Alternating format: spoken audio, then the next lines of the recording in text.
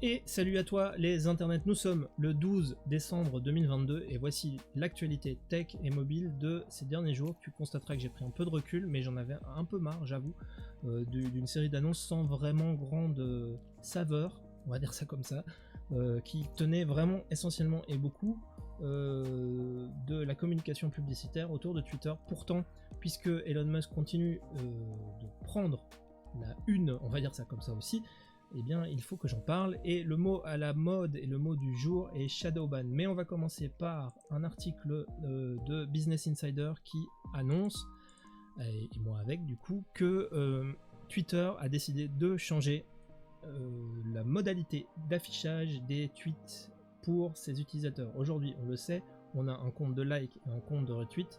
Elon Musk a tweeté que Twitter allait bientôt introduire une nouvelle fonctionnalité qui permet de voir le nombre de vues réelles sur les tweets, dans une volonté de valoriser sa plateforme, je pense, pour les annonceurs, puisque c'est une fonctionnalité que les gens qui utilisent les réseaux sociaux, et notamment Twitter, connaissent bien, puisque toute une série d'analytics permettent d'aller voir le reach, justement, de compte Twitter.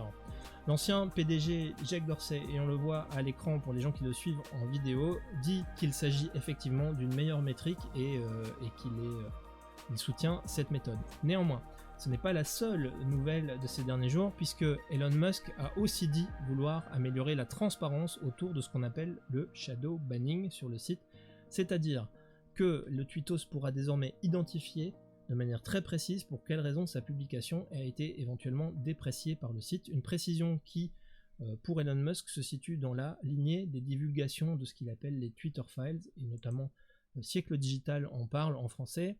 Les Twitter Files, qu'est-ce que c'est ? C'est toute une série de captures d'écran, de divulgations d'emails internes, censées démontrer que la totale liberté de parole prônée par le PDG Elon Musk n'était pas en vigueur à l'époque de l'ancienne direction, et que cette liberté de parole doit s'accompagner d'une liberté de savoir si la liberté de parole est accompagnée d'une liberté d'atteindre les gens à qui on s'adresse, ce qui selon lui n'était pas le cas. Il entend donc se démarquer des pratiques anciennes qu'il révèle par la divulgation de ses emails, démontrant selon lui que Twitter possédait plusieurs listes noires et secrètes pour limiter certains comptes qu'il jugeait comme dangereux. Alors il essaie de monter un peu l'affaire en épingle, les profils dangereux se voyaient invisibilisés, ils pouvaient donc poster, mais leur reach était réduit, c'est ce que lui démontre par le fait qu'il y avait donc des trends blacklist et des search blacklist, c'est-à-dire que si moi je poste un tweet et qu'il est blacklisté, eh bien il n'avait aucune possibilité d'apparaître dans les tendances ou d'apparaître dans les résultats de recherche pour ne pas lui donner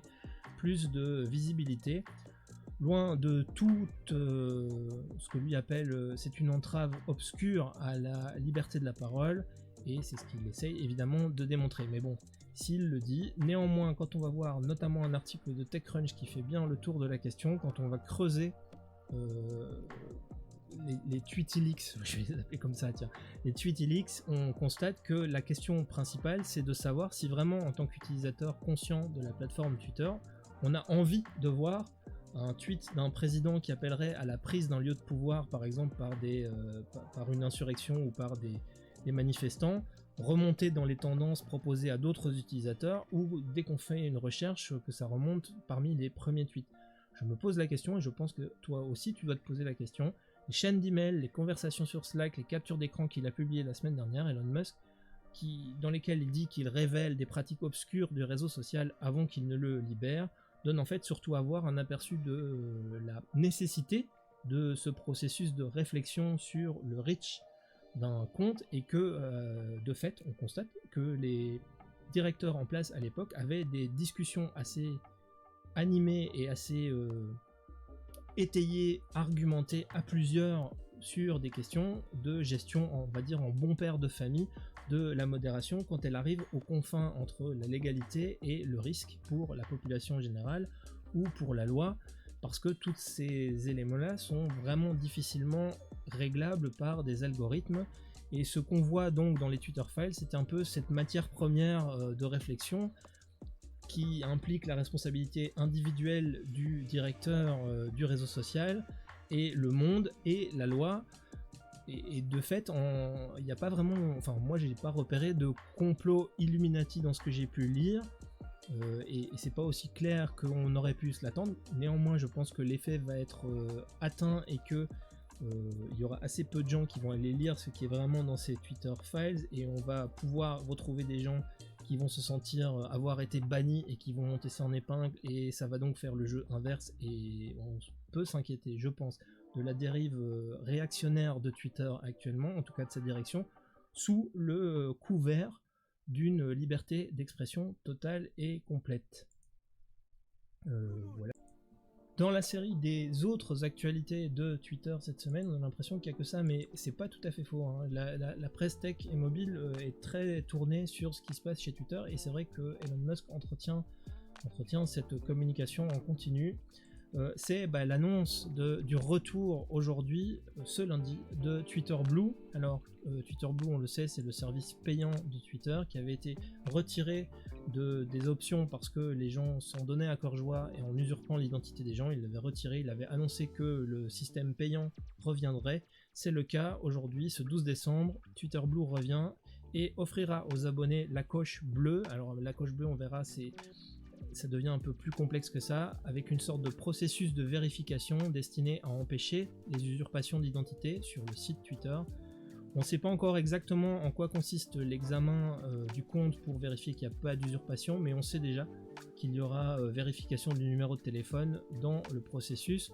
Le ticket d'entrée reste à 8$ comme annoncé, 11$ si vous êtes via l'App Store, puisqu'on sait que Elon Musk a voulu faire absorber par Apple les pourcentages de paiement de l'App Store. Quoi d'autre dans les annonces de Elon Musk sur Twitter Blue? La possibilité d'écrire des tweets plus longs, apparemment jusqu'à 4000 caractères. On verra sans doute demain comment ça se présente. Voire aussi de corriger ces tweets. C'était une fonctionnalité qui était depuis longtemps attendue, mais par tous les utilisateurs de Twitter et pas que les utilisateurs payants.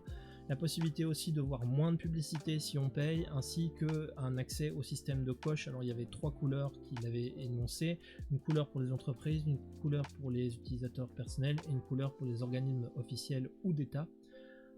Et donc voilà, ça c'est l'annonce finalement du jour en termes de produits, c'est celle du retour de Twitter Blue. Les informations sur la règle concernant le shadow banning obligent, et ça c'est peut-être le seul avantage de cette mise en lumière par Elon Musk, oblige les autres géants à se positionner. Et après les annonces autour de Twitter Blue, on constate aussi que Instagram a été obligé de communiquer sur ses pratiques en matière de shadow banning, et Instagram, par la parole de Adam Mosseri qu'on voit ici à l'écran dans un article de Big Geek, a annoncé que Instagram aussi allait indiquer aux créateurs quand et pourquoi leurs publications sont shadow bannées. Instagram va permettre aux comptes dits professionnels de savoir si leurs publications sont bloquées ou non par les algorithmes de recommandation. Cette information apparaîtra dans la partie statut du compte de l'app Instagram de ses utilisateurs et montrera une sélection de posts qui ne conviennent pas aux règles de Instagram, offrant la possibilité de modifier ces posts, de les supprimer ou même de les contester si la décision, il l'estime, est une erreur. C'est peut-être finalement le seul avantage du ramdam actuel mené par Musk autour de ces Twitter Files là et du shadow banning, c'est qu'elle oblige les géants à se positionner sur la question. Et on termine avec une information plus légère mais pas forcément plus joyeuse. C'est Journal du Geek qui nous apprend que Facebook devient de plus en plus un grand mausolée et qu'elle doit composer avec ses pratiques. En effet, quand on cumule 3 milliards d'êtres humains présents chaque jour sur une plateforme, qu'on affiche presque 20 ans d'existence comme Facebook, il semble évident qu'un certain nombre de profils sont en cessation d'activité, de gens sont décédés. Le Journal du Geek revient sur les pratiques de Facebook liées à la gestion des décès, mais aussi annonce des chiffres un peu plus hallucinant mais néanmoins réel. C'est que il y a 2 ans, il y avait déjà un peu plus de 30 millions de profils de personnes décédées qui continuaient d'exister sur Facebook, et selon une étude de l'université d'Oxford, le nombre d'utilisateurs décédés surpassera celui des utilisateurs vivants sur le réseau social à l'horizon 2070, et en 2100 il devrait y avoir environ 1,4 milliard d'utilisateurs décédés sur Facebook.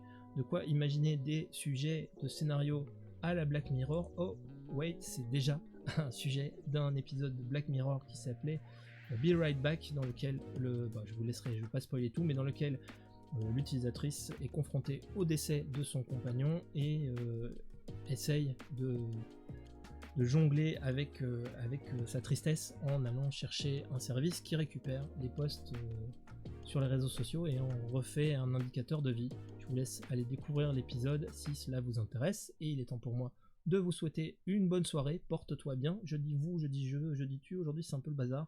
Porte-toi bien, les internets. Reviens souvent sur notre site si tu as aimé un peu de ce que j'ai dit aujourd'hui. Abonne-toi à notre fil Twitter si tu ne veux rien rater des actus globales que je poste sur Écran Mobile FR, 2100 liens ou 2300 liens scrutés chaque jour. Tu comprends bien compte que la revue quotidienne n'en est qu'un maigre exemple. Si tu n'aimes pas Twitter et si tu as envie de me faire plaisir, bah tu peux aussi aller voir sur notre fil Mastodon, Écran Mobile FR. Tu retrouves nos vidéos de cette revue de presse sur la chaîne YouTube d'Écran Mobile, ou bien le son de la vidéo YouTube que tu es en train de regarder sur ta plateforme de podcast préférée. J'ai appelé le podcast L'effarouchement des étourneaux, comme ça je suis le seul à être sur ce créneau-là, et Écran Mobile aussi. Du coup, tu seras le seul à retrouver notre plateforme de contenu audio.